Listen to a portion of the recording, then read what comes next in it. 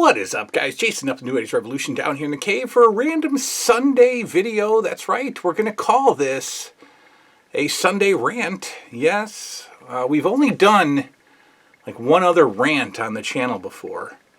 I can't even remember what it was. But we did a rant. And today, I'm feeling like doing another one. But instead of just complaining, I'd like us to have a discussion. Obviously, we are all aware of what the content of this channel is all about. You know, the 80s and what we love and the toys that we miss and the shows that we miss. But what about the aspects of life that we miss, right? Because I've got a few things that have happened recently that I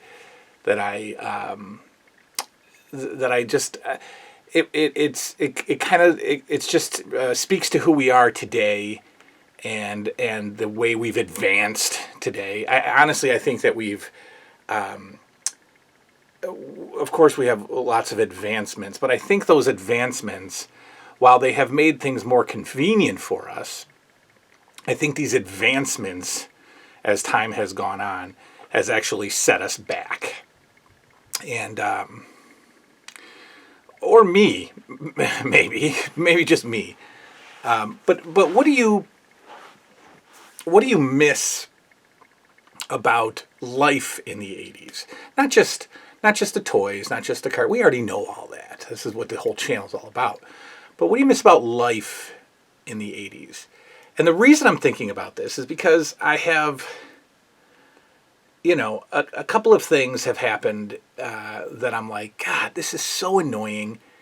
And I just wish we had a simpler time. I wish, for example, we went to FYE. Okay, so the store FYE, For Your Entertainment. We used to have one in Rochester, and it was huge. It was a fun store, and that's before people started, canceling Blu-rays and DVDs out of their stores. So there was like aisles of Blu-rays and DVDs and just box sets and TV shows, just fun stuff. And I loved that store. And there was always like a NECA section and, albums and just stuff. Well, that store closed a few years ago. And, last weekend or a couple weekends ago, we wanted to take a trip. And the FYE store near us is in Buffalo, which is like an hour away. So we, drove to Buffalo and hit up the FYE. Well, the FYE in Buffalo, first of all, is about that big. And the DVDs and Blu-rays are gone. They are now just relegated to an end cap, right? Kind of like Best Buy is becoming. And so, the first thing that I miss about life in the 80s is the physical possession of things, right? We don't have things anymore. We have access to things like streaming and books. Books are a thing of the past, ladies and gentlemen. I believe that our libraries will be non-existent someday. Because we all want the convenience of electronic reading for some reason. We want the convenience of streaming. And so stores are finally, this was predicted a while ago, stores are finally catching on, and they're packing up their Blu-rays and, getting rid of them. And so, there's no more media. It's dying.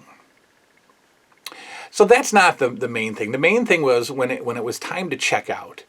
When it was time to check out, nowadays, or for the past several years anyway, our culture, right? The past several years of our culture, our society, you can't leave the store without giving away most of your personal information and signing up for something you don't want. A store card, a discount card, a coupon card, emails to your email account that will give you coupons. Your phone number for some reason, I don't know. Your mother's maiden name, where your grandfather went to school, and, what you like to drink in the morning for breakfast.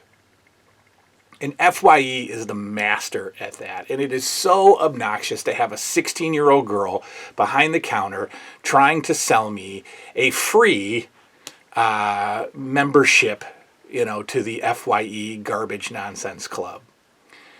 And yes, this complaint is entirely my fault. I could have squashed this if I wanted to, but for some stupid reason, I said, all right, sure, whatever, because I want to get out of the store. I'll literally never be in FYE again. I just wanted to get out and go home. And so I was like, whatever, give me the card. Well, so you have to cancel the card because after a week of a free trial or a month of a free trial, they start charging you $11.99 a month. On the credit card that you use to make your purchase at the store, they'll just automatically start charging that card. And they sign you up automatically for 3 magazine subscriptions, which will then you'll start being charged for after the first month of free magazines unless you cancel. And it's just so stupid. And again, this is totally my fault. So don't leave comments that say, you should have not gotten it. Well, I know that. My problem is, why is it even offered? Why is it a thing? Why do we have to spend 45 minutes at a checkout before we can actually leave the store? I don't want coupons from your store. I don't want you to have my email. I don't want to hear from you ever again. I just want to buy a product and leave, right?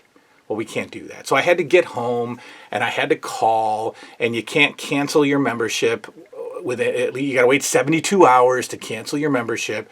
So I call back, and the person on the other line is trained, reading out of a script, to ignore everything I'm saying so that they can get through their multiple, are you sure you want to cancel this, spiels. And so finally I just had to stop them and I had to be mean. I did. I had to say, you're not listening to me. If you don't cancel this, blah, blah, blah, I'll contact the credit card. And finally they do. And then I got to call the magazine company. I got to cancel the magazines. And they have a shorter spiel about how valuable these magazines are and how great of a deal I'm getting. You have to cut them off. You have to tell them to cancel it. And all I wanted to do was just go check out FYE. And you know what I bought? I bought a He-Man t-shirt. So I had to go through all this for a stupid He-Man t-shirt. Yeah. And guess what? They charged me anyway. That's right. Check the credit card statement. They charged me anyway. So I had to call back, be even more mean to them, get the refund of the $11.99. Canceled. Now I just think I'm going to cancel the credit card and just, because I don't know. Now they have my information. It's just a joke. Why does this happen? What is the point? The CEO of FYE, a dying store, by the way, is coming up with this saying, yeah, we're going to push these. I used to work in retail when I was a kid. They're pushing this stuff. They're telling their employees, you have to push this. They're giving them incentives to sell. The store will get an incentive. The individual employees will get incentives. And then on the other hand, the individual employees will get chastised for not selling these stupid cards or not speaking about these stupid cards whenever somebody checks out. And it's pathetic. It's sad and it's pathetic. And I hate that it exists. And again, I want to go back to a simpler time. The other thing, less of a rant, well, it should be more of a rant, honestly. Does anybody ever pick up the phone anymore at their business? Does anybody answer the phone, or do I have to sit for 45 minutes on an automated system trying to finally get to somebody? And now these places are getting hip to the game, because usually you just press 0 47 times like you're insane. And they're like, okay, you're obviously crazy. We'll put you through to somebody. Now they're getting hip to that.